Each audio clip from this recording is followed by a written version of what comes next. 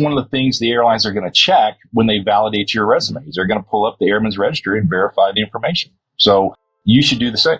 Make sure it's right. Precision matters. So take a look before you go decide you're going to go do something like training or get a new thing in aviation. Most pilots don't understand what career opportunities are available in the world of aviation. They're making career decisions based on advice from friends or posts on internet forums, meaning they're taking huge risks with their livelihood without having all the details. This podcast was created to help you understand the aviation industry so you can find your dream job. Let's get ready for Pushback. Here's your host and my dad, Nick Fialka. Hey, pilot, welcome to Ready for Pushback. I'm Nick Fialka. Thanks for joining me again today on another interview episode. If you're on the socials, watching me on the YouTubes or anything else, man, hey, thanks for being here. If you get a chance, do me a favor.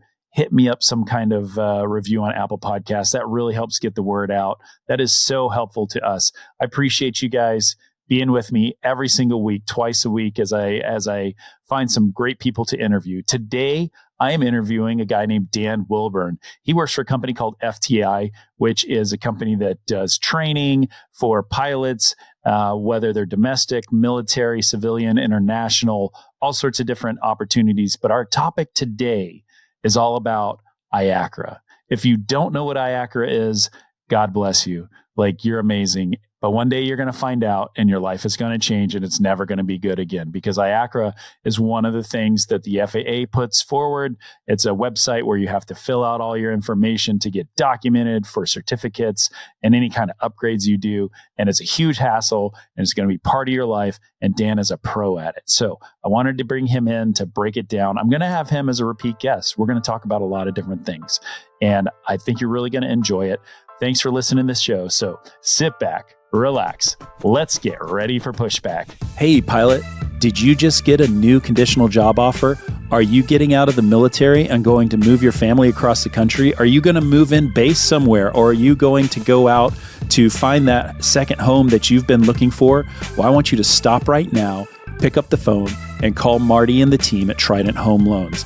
It's an organization that's run by pilots. They understand pilot pay. They understand contracts. They understand military. They have the best VA loans in the United States. Marty and his team have been doing mortgages for years. They've been doing my mortgages for years. I trust him and his team more than any other organization. I challenge you to get a better deal anywhere else. Go ahead, reach out, get a mortgage quote, and then call Marty and his team. They will walk you through the process and show you how competitive their rates are. So go right now, tridenthomeloans.com, and check them out. All right, pilots, here I am. Dan Wilborn is with me today. Good afternoon, sir. How are you? Good afternoon. How are you? I'm great, man. It's actually morning. I'm sorry, like Nick. I'm sorry. It is morning. It is morning. Good afternoon, morning. Or morning. Good morning, Nick. I know. It doesn't matter. The pilot that's listening to this, who knows? It could be the middle of the night when they're listening. Dan, I'm really thankful you joined us today. You have such a breadth of experience, and we're going to actually have you on a couple different times for a couple different episodes. But give the pilot that's listening a little bit of background about you and tell me about your history. Well, I've been in flight training almost my entire career. I started teaching back in the early 90s, late 80s, early 90s in Arkansas, and ran a flight school for a while, taught for a university for a while, and then got into the commuters and then eventually the majors. And I've always been involved in either a training department or some aspect of training my entire career.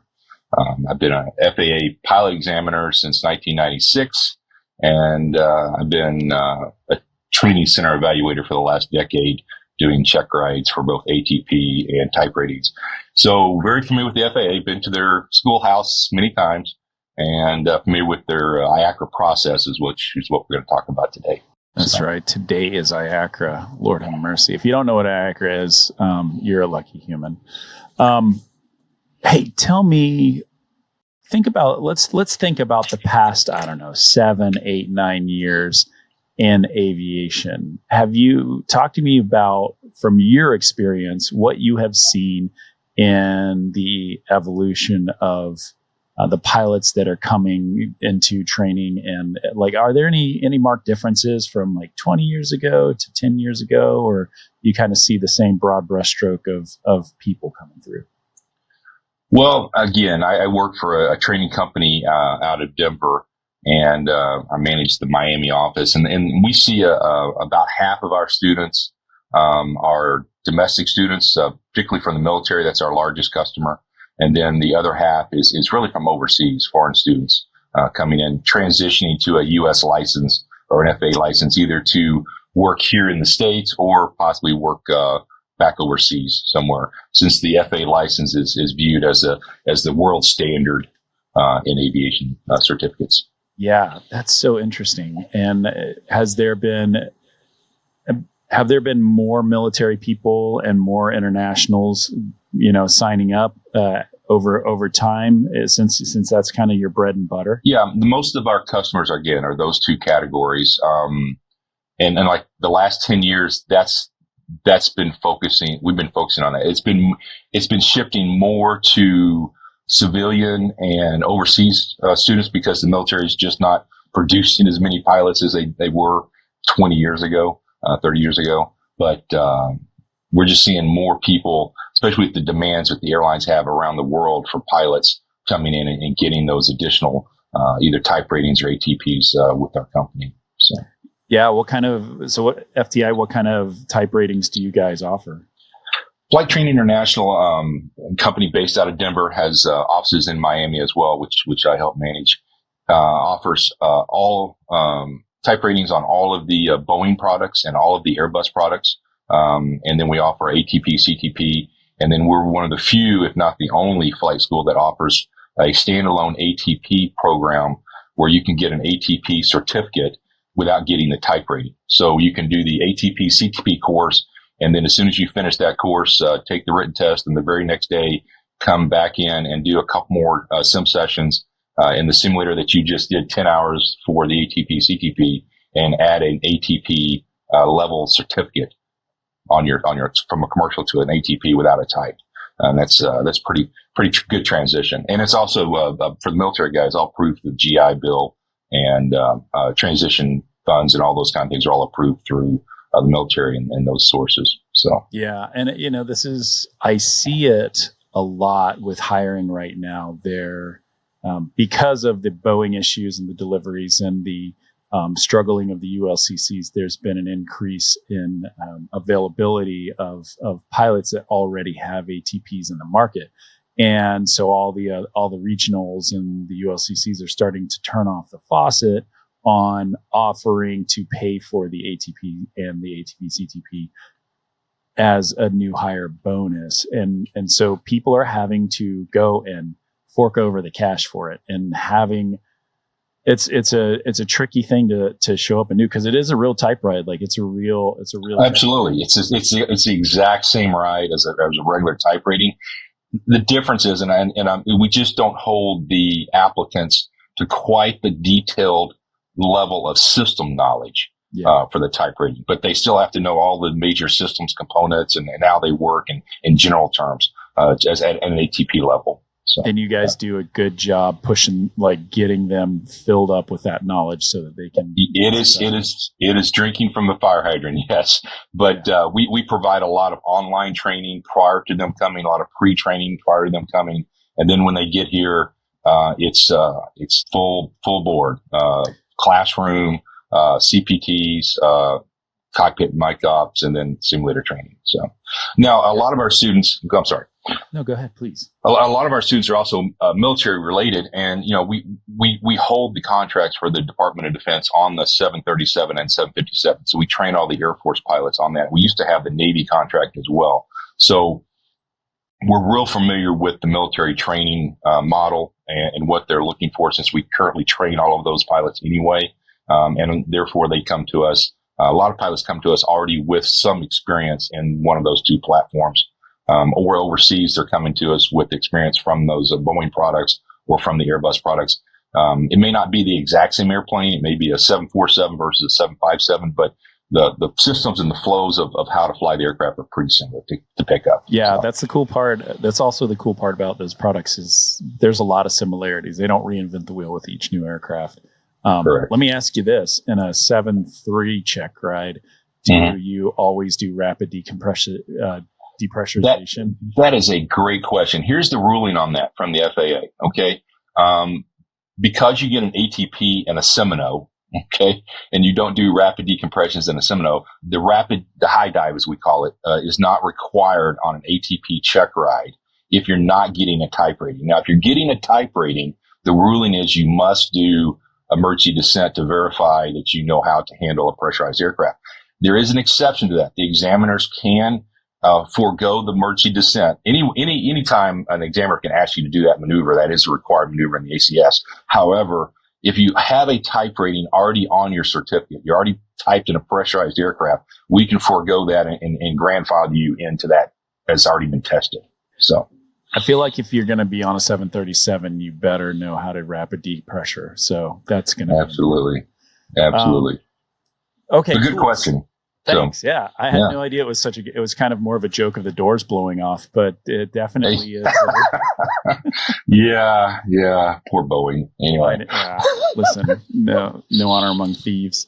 Anyway, I did not bring you here to make fun of Boeing with me, but we could do for about an hour, but I do want to talk about IACRA because, it's kicked my ass my whole life and I hate it. And I remember I left the military active duty a long time ago. And so I've been plugging through the civilian world, having to deal with IACRA. And so I want to walk through what it is in the process. And since you just spend your life in it. So, right. So tell if I've never seen it before, right? Maybe I'm in a flight school. I haven't yet done my private pilot, or I haven't, left the military yet. What is this program? All right. So I'm going to give you the same pitch I give all the students, especially in the ATP CD program, who have no idea what IACRA is. IACRA is actually, it's a website that the FAA maintains and manages. And it's an electronic, way to collect information on you for an airline, for an airman's application, what we call an 8710. That's the common thing you'll be referring to throughout your training. An 8710 is an application to either add or change your pilot certificate level that you're currently training in. So IACRA was created, interesting enough, from Congress in the starting back in the 80s, but it actually became law in the mid 90s. And then in 2007, they did some more changes to the certification process and started IACRA because U.S. Congress has mandated that they will be paperless by 2020. They're still working on that.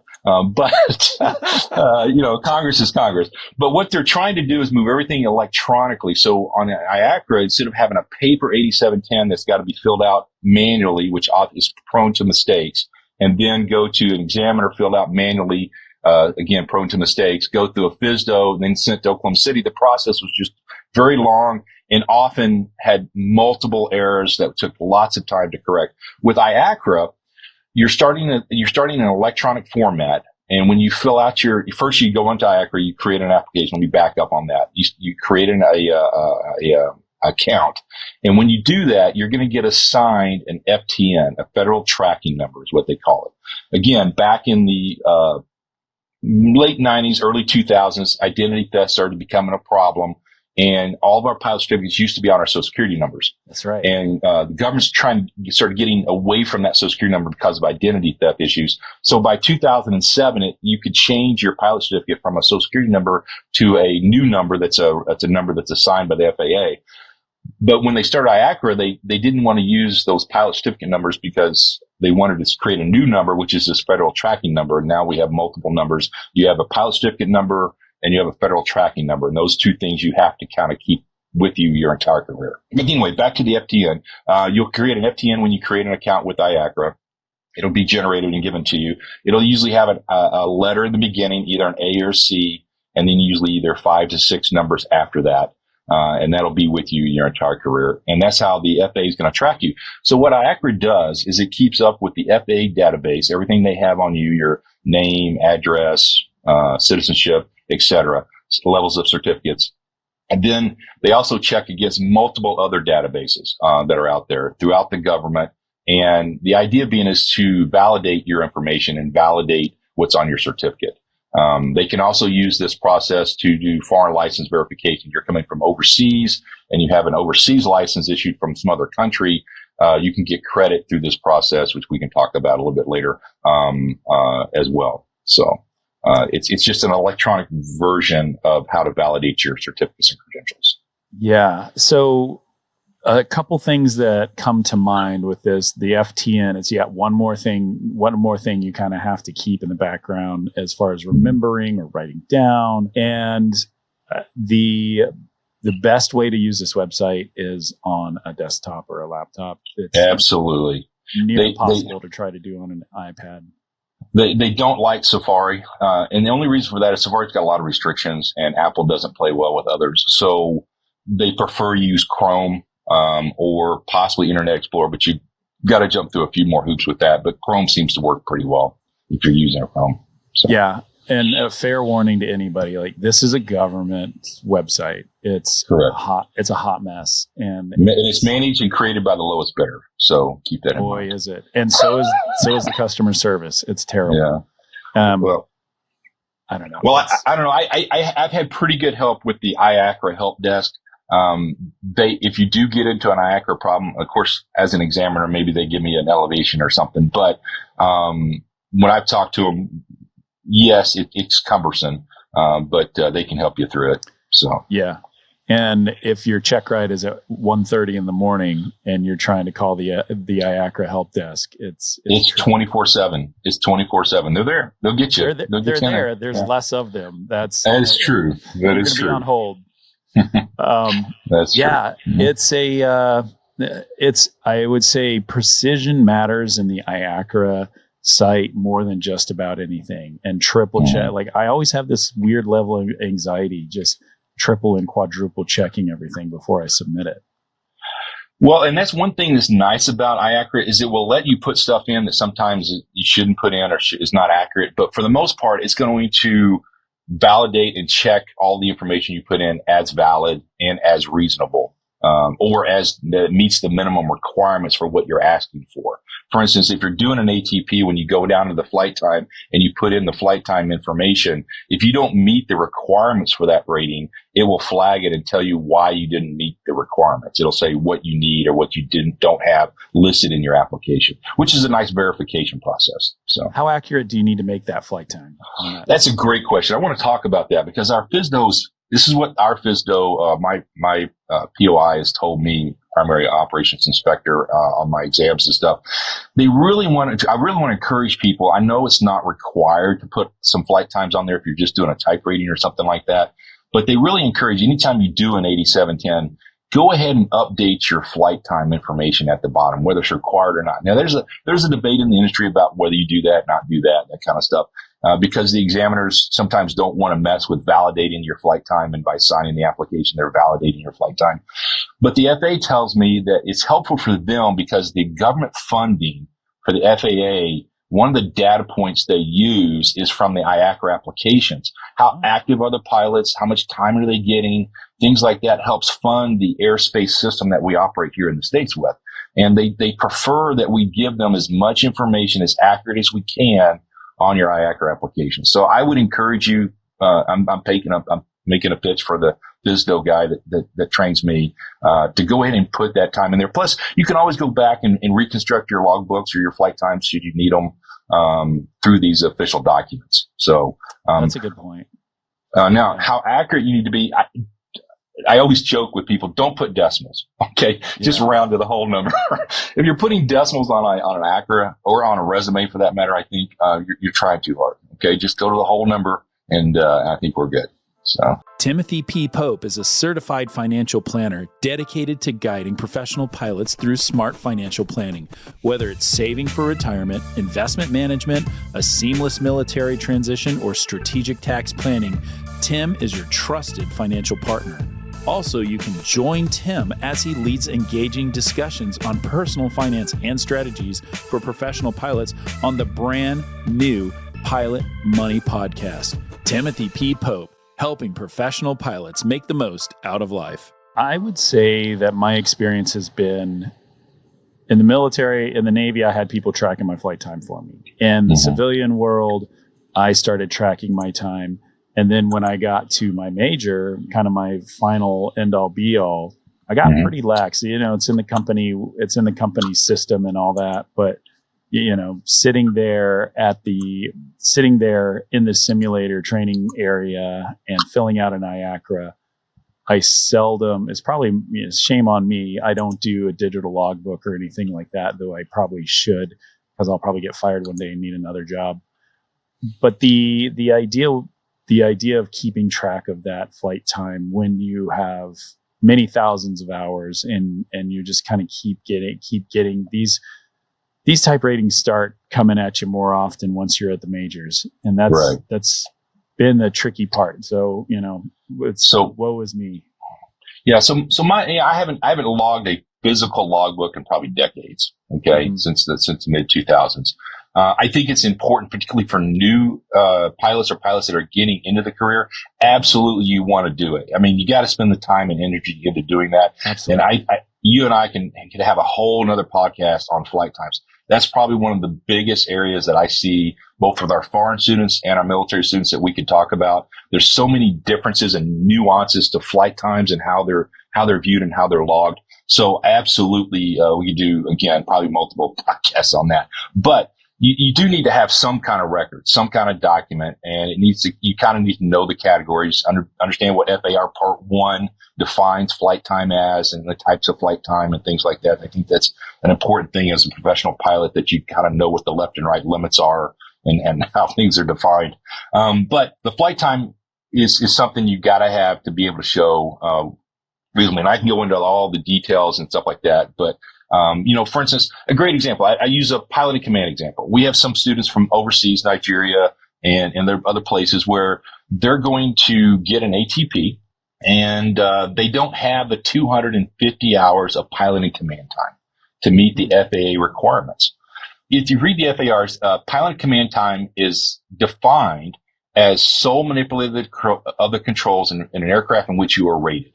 That's the verbiage that's in the FARs. So these Nigerian students can claim PIC time if they're flying SIC overseas on a 737 or something as PIC, as supervised PIC time, because they're rated in the aircraft. They're the sole manipulator of the controls. Even though the captain is signed for it, the captain is also logging PIC time. In technicality, and in accordance in regulations and in accordance with the regulations, they can log PIC time as supervised PIC time. Now, as an examiner, what the FAA tells us is we need to validate that time. So what we have to do for those students is we have to tell them, hey, bring us in a list of your flight time, and then identify at least the 250 hours if you're using some of that as supervised PIC time, those flights. And we just need to know who the captain was on those flights, and they need to have an FAA certificate that we can pull up in the database and look at. So just to verify that they are rated in the aircraft. So as a pilot command. So you need to track your captain. That's so interesting. And it's not hard to do, and that's something I could go into, again, another podcast on anybody. And I recommend this, I do this for all the ATP students as well. You should Google yourself in the FAA database. You should go to the Airman's Register, put in your name, and pull up your pilot certificate. It has your pilot certificate. It has your address. It has your medical certificate. It has all those kind of things.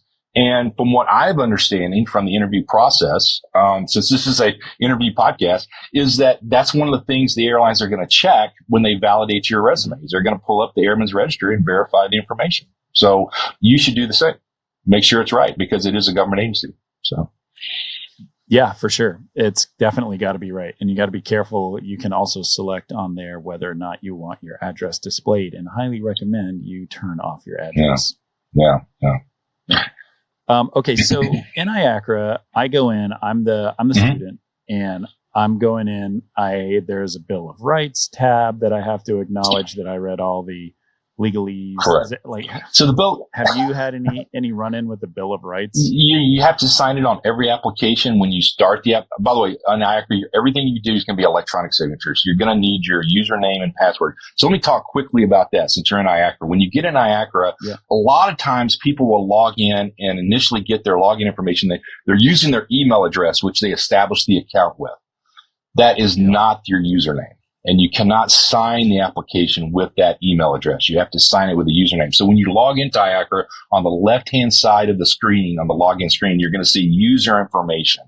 On there, a couple of information you need to probably write down and keep, actually 3 items. One is your FTN number, because it's going to be listed there. So make sure you write that down and have that so you can have it readily available, not stored in a phone or somewhere in the background or whatever. And then also your username will be listed there, how the IACRA is assigned a username to you.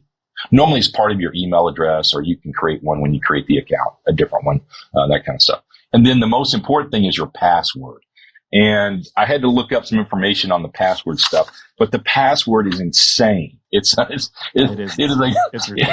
military grade password, minimum 12 characters. You've got to use all 4 groups, uppercase, lowercase, numbers, and symbols, and they cannot be repeating or duplicates. So, and there's certain symbols you can't. Correct. It's so ridiculous. Correct. And here's the thing for our foreign students. This is one of the problems we have with our foreign students is they'll use a symbol that's not on an English keyboard. So you got to watch that too. So, you know, I use the same kind of recommendations they have on the IACRA website where you use a phrase or a sentence or something and you kind of write out something, you know. Yeah. That kind of thing. Mine is I hate IACRA exclamation point. Mine, it's a pain in the ass exclamation point. So, yeah. Man. Yeah. So you establish everything, you fill out, you acknowledge your Bill of Rights, and then it brings you to a screen where you basically pre-fill out that, was it the 4710? 8710. Yeah, 8710 officially -1, but it's an 8710. There you go. Don't forget the -1. Very important. That's why all the military guys love this. Yeah. All the numbers. But so you are in the form and you basically pre-fill out the form. Correct. And it's got everything except for the hand of God from the Czech airman. And it, you know, it asks about what aircraft you're getting typed on. It asks what certificate you're attempting to get.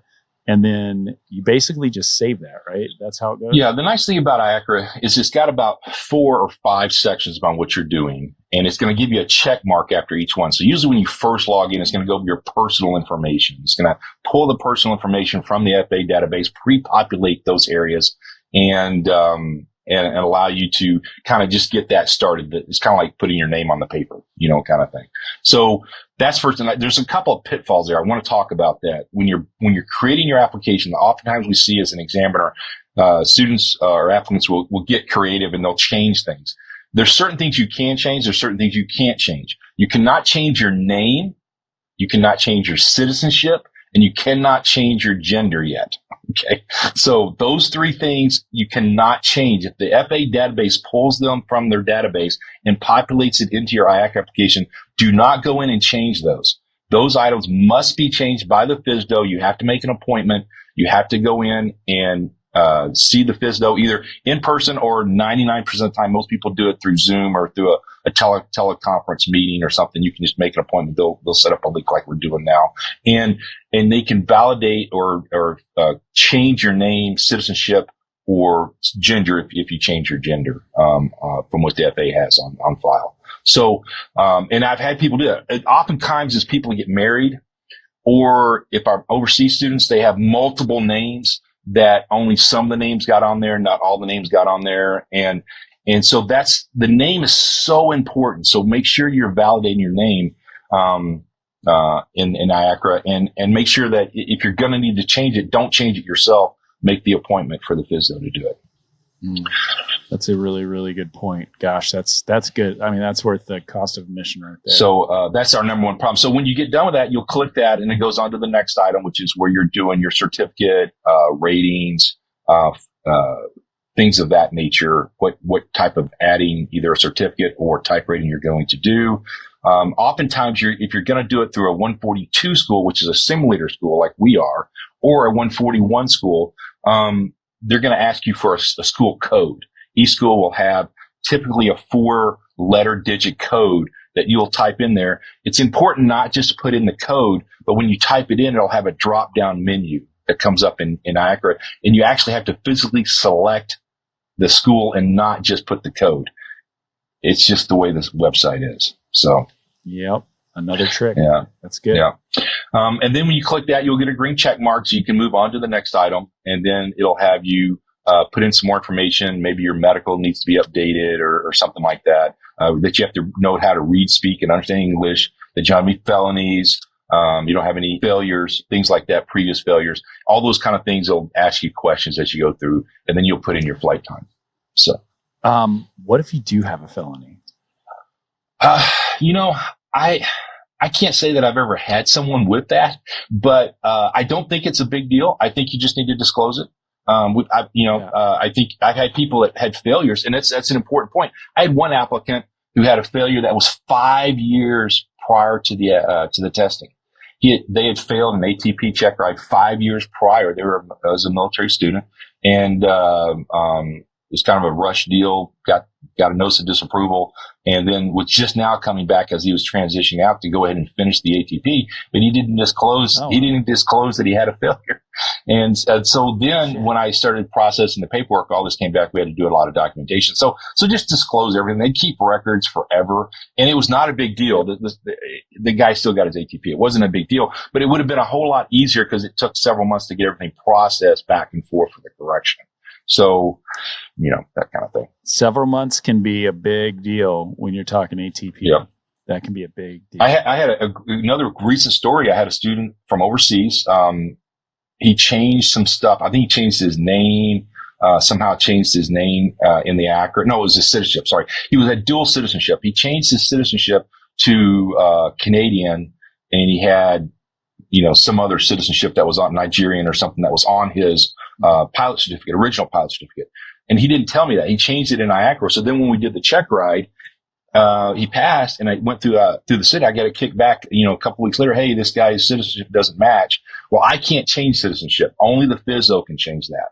And he had a job offer from a U.S. carrier, and his CGO was in jeopardy because we couldn't get the ATP issued for him to take the job, because it took all this process, and he was panicking. We had it all done, but he didn't need that stress, and he didn't need that foot starting off with the company. So, that kind of stuff. Yeah. So, a lot of this stress, I'll tell my story in a little bit, but I've had a couple, I don't want to say run-ins, but times where I've had to go talk to the FSDO directly. And it's if you need something done, you oftentimes have to show up in person.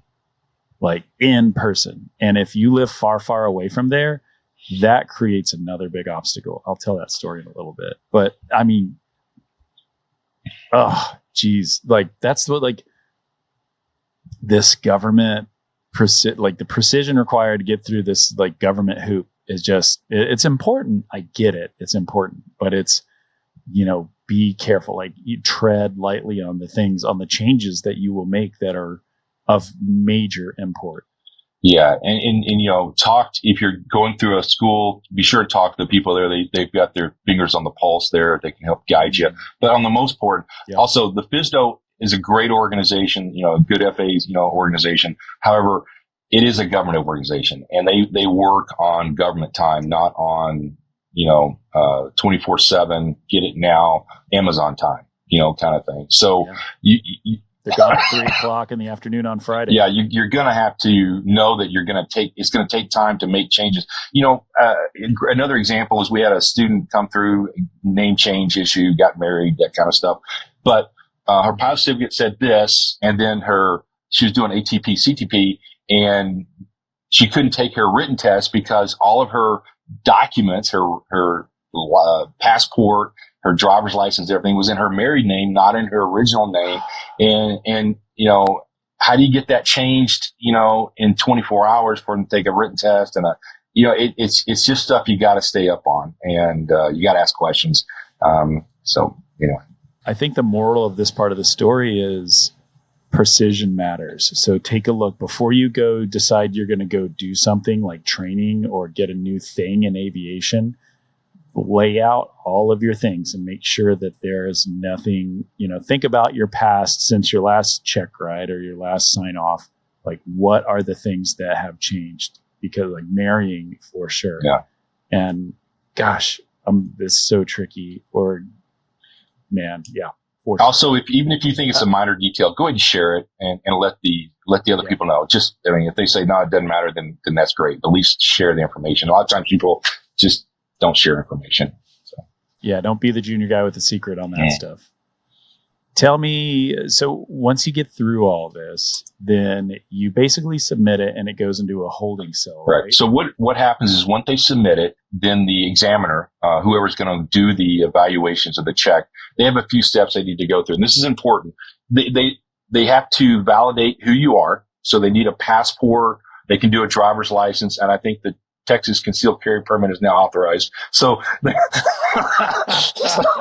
so you got to have some kind of government issue ID. If you're a U.S. citizen, if you're a foreign student, then you need to have an a passport, in order to take the test, because that's part of your TSA authorization as well that you'll need. We have a whole nother podcast on TSA authorizations, but the gold standard, according to the FAA and TSA, is a passport. So even if you're a U.S. citizen, I recommend you use a passport whenever you're doing certificate action as your identification document, because it is the gold standard. If you have a U.S. passport, you meet all the TSA requirements. And if you're a foreign student, then they know that we know that you have to have a TSA approval, and we'll upload that and attach that to your documents as well. But passport, that's the key. And also all the airlines are going to require you to have a passport anyway, so you need to get it, keep it current, and that kind of stuff. So, if you are within 18 months of your passport expiring, go ahead and start it, because first off, it's going to take you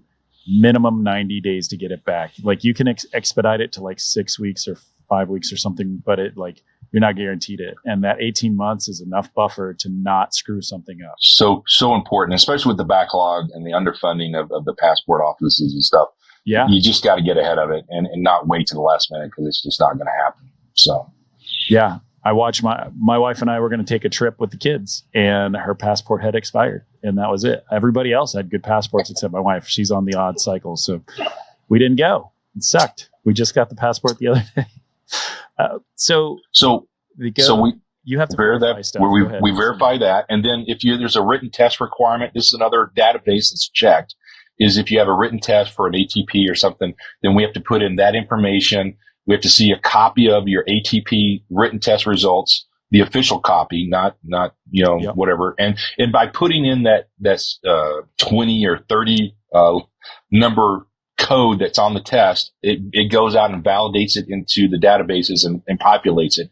And then if you have an ATP CTP, which you have to have in order to take the written test, we have to have a copy of that certificate. And we have to upload both the written test and the ATP CTP graduation certificate with the graduation certificate number into the database and save all of that. So that's a validation process that also has to happen. And then you get down to the electronic signatures, where we do the Bill of Rights, and then you sign that, and then you do the application, and you sign that. And then the examiners can take it from there. So, all right. So to recap, you go and take the test, the written test for ATP CTP, and you went to you did Shepherd Air and memorized everything. Absolutely. You crushed it. You have to bring the paper copy. Absolutely got to have the paper copy. The FAA wants us to see the paper copy that you were given from the test center. That is an important document. Have that. Screenshots, the FAA doesn't want us to use screenshots. We need to keep paper copies of all of that. As part of our record keeping, we have to keep all of these copies of all these paperwork. Even though it's all electronic, they want us to see the paper copies. And that's the reason the passport and the graduation certificate and all these kind of things are important. So, got it. So bring all your stuff, be prepared, and have that, like, triple check it before you leave your house and put it in a nice little folder that is going to be stapled to your body. And you're not going to, like, whenever I leave my house with that stuff, like another level of things where I'm like, oh, please don't let something happen. Hey, pilot, does your pilot uniform make a short flight feel like a transcon slog? Flight uniforms have reinvented aviation shirts with 3D stretch, stain repellents, and no wrinkles. These shirts are just plain comfortable and ready for takeoff right out of your rollerboard. Flight uniform is trusted by more than 25,000 pilots, and their flagship flight shirt has over 1,500 five-star reviews. I've worn every pilot shirt out there, and if you know me, you know I only wear flight uniforms. Be the envy of every cockpit at flightuniform.com and get a special podcast exclusive discount with the code SpitfirePod20 to take 20% off your first order at flightuniform.com. Have you ever had a person who had some kind of incident with their logbook before when you're trying to validate time, where they're like, not incident like mishap, but like incident like had my house burned? Yes, absolutely. And a lot of our military applicants, I will just blanketly, our military guys will bring in documentation that is a printout, an electronic printout of something that's just a summary. It doesn't show individual legs and things like that. Now, shout out to the Navy guys who are not bringing that. Yeah. It's all the Air Force and Army guys. So Coasties and Navy, we got it sorted. We do want to see as much information as you can provide us on the logbooks and on your flight times. The bottom line is it's self-reported. Okay. What we're doing as an examiner when we're validating that time is, does it make sense? Is it reasonable? And does the documentation kind of meet the guidelines that are outlined in part 1 of the FARs? You know, date, time, location, duration, etc., type of flying, that kind of thing.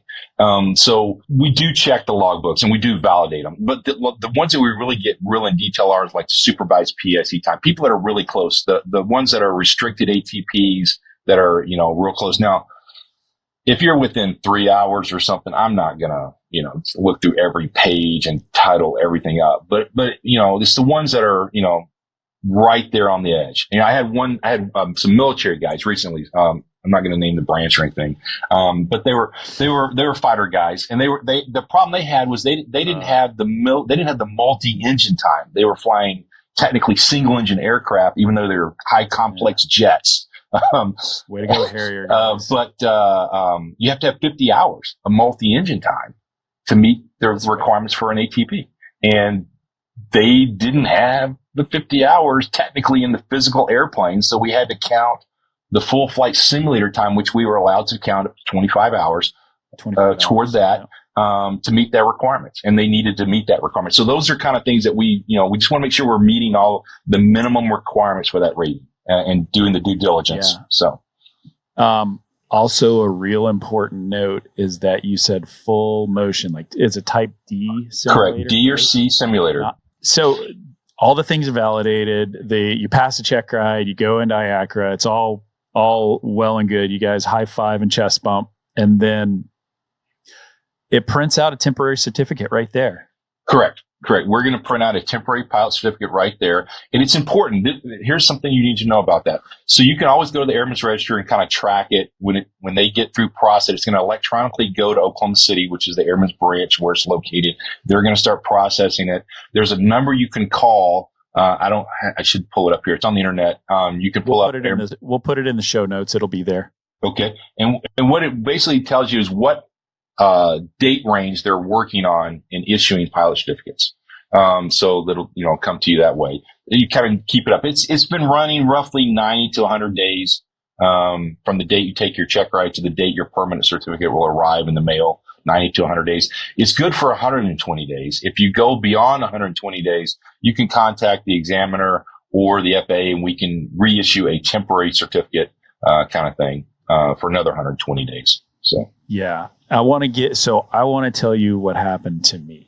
Nick Fialka's story, like the guy who runs the podcast, who talks about all the things aviation, who like knows the people. Here is what happened to me. I decided I was going to go to the airlines. I wanted to go to the airlines and I needed my multi-engine qual because I had all the things from the military, but nothing multi-engine. And so my dear, dear, dear mentor, Michael Phillips, had availability to a Diamond 42. I went and I needed to get 25 hours of multi-time so I could do the last 25 in the sim to get my ATP. So I went with him and we flew 25.4 hours in this thing. I got checked out and got my type rating. Well, the gentleman that did my type rating, when we went to do it, IACRA was down. And so IACRA wasn't working. So he pulled out this 1940s typewriter and typed up a temporary certificate. And we filled out all the IACRA forms on typewriter. And by God, it took a solid hour and a half. Yeah. It took forever. And so we're filling out all this stuff. And he hands me my typed out temporary that's good for 120 days and sends me on my way. I got the job with Envoy. I started the next week at Envoy, went home for 3 months, came back for sims, went through all the sims. I was one flight away from my check ride and my 120-day clock popped. And I had not gotten my certificate yet, my permanent certificate. And I called the FAA and they're like, we've never heard of you. And I'm going into crisis mode, right before my check ride. It's the new year. It's like December 31st. And the FAA is like, nope, can't do anything. So turns out I call the FSDO in Van Nuys, California. I'm in Fort Worth, Texas. And the guy says, oh, the lady who was supposed to submit that's out on maternity leave and yours didn't get submitted. And so he said, we can issue you another temporary, but you have to come to Van Nuys, California, and I will hand it to you. So like the actual guy in charge of the FSDO, he came into work on a Sunday and I paid money to fly to Van Nuys, paid for a hotel, paid for a rental car, got the stupid piece of paper, flew back to Fort Worth and gave it to the director of training and got back in and was able to finish my stuff. So like, track your stuff, y'all. Track yours. Don't be like me. It was such a hot mess. Yes, it's it is a problem. And the other thing that's important to know is on your temporary certificate and also on your application, one other piece of information good to keep on a hold of is the application number. The IACRA application number is printed at the bottom of the temporary. It's printed on the I-8710 if you print a copy of it out. And when you call these numbers and ask and try to find out the status, that's the information they're going to need. They're going to need your FTN and particularly your application number that's on your application. So I hope your pilots are way better than I am. That's all I can ask for. Well, it happens. And I remember back in the 90s when we had the little books, we had the pink one and we had the white one, and that kind of stuff for the disapprovals and that kind of stuff. So yeah. That's wild. Well, Dan, thank you so much for spending your morning with me. Thank you for diving through this. I'm sorry, I got one more thing I want to bring up. Go. This is one more thing I meant to bring up in the beginning under your profile. When you make your IACRA application profile, or when you get into your IACRA profile, this is the most common thing we see with our military pilots because it's usually done during their pilot training. They have their social security number in their profile. Do not have it in there. Take it out, delete it, and put do not use. If you're a foreign student, just put none if you don't have a social security number. But if you're a U.S. student applicant, do not use is so important. We do not want the social security numbers on their 8710. And it's a little bit of a process. So let me tell you real quick what you have to do. You have to go into the left-hand side of IACRA. It's going to have update profile. And then that's where things you can change in IACRA is your address, and you can put do not use on your social security number. The rest of it I wouldn't change unless you talk to the FSDO. But those two things you can update in IACRA. And when you process a new license, that's one way to update an address or something is through IACRA that way. But do not use, but you have to, once you make those changes in your profile, you must log out of IACRA, re-log back into IACRA, reopen the application and verify that it repopulates the new data. It won't, just because you change it, you have to log out, log back in for it to update the database. So. Since I've got you, I've got one more question. Sure. Another thing that happened to me, right? I'm an old man. So this is a question for old men and old women. We went through and we got our certificates in the 90s and early 2000s. maybe even maybe like early 90s. Maybe we can't, probably not the 80s these days. But back in the day, you got your thing and they sent you this paper certificate. You would sign the bottom of it and it was paper. It was like a business card. Correct. And so you got this certificate, you got your commercial or your single or whatever, or your private, and then you threw it in a file folder and you went and had a great career for 30 years doing something else. And then you're like, man, I heard Nick's podcast. I want to be a pilot too. I'm going to go be a pilot and get some certs, and let me go dig out my pilot license. That's this paper thing. Can you use that paper certificate? You can, but what you need to do is you need to verify your information in the FAA database, the Airman's database, because if it's that old, you could still have your Social Security number on your certificate. I've seen that happen, particularly some military students that have come through. They have a private pilot's license or something that was issued back during pilot training, and is back so long ago, they still, the Social Security number was being issued on there. And you have to, go through that process of changing that. And then what they'll do is unless you ask to keep that Social Security number, they're automatically going to change it on the new certificate when they issue it through IACRA. They're going to take it off and put something else on there. But you have to list it on the application because that's how they're going to find you. So, anyway. And you can ask them to send you a little plastic one that's so much nicer. Absolutely. It takes no time at all. And, on the FAA website, a couple of real quick things to change your name, nationality, and gender. Again, I go to the FSDO. But if you want to update your address, there's a website or a point you can go there. It's pretty easy to do. It's $2. They'll send you a new one in the mail. Highly recommend you do that. The FAR say you got to do it every 30 days. If you got 30 days to redo it. Now, they don't have an address police going out there, especially with military people that change locations every 30 days anyway, or less, but pick something. And if you're going to get into the airline interview process, I would pick a permanent resident, either parent or something, even though you don't may know where you be, and get a license issued under that, so that there's some kind of stability there that matches the databases that you're showing. Yeah. So, especially if you're going into the interview world, people want addresses to match. So get that stuff sorted. Absolutely. So good. I tried to close the interview 10 minutes ago. I'm like, wait, we got more things. This is so good. I'm sorry. I just a few notes there. No. The last thing, two things, and we'll do another podcast if you want on this, is foreign license verification. If you're a foreign student, you're trying to transition to getting a U.S. certificate.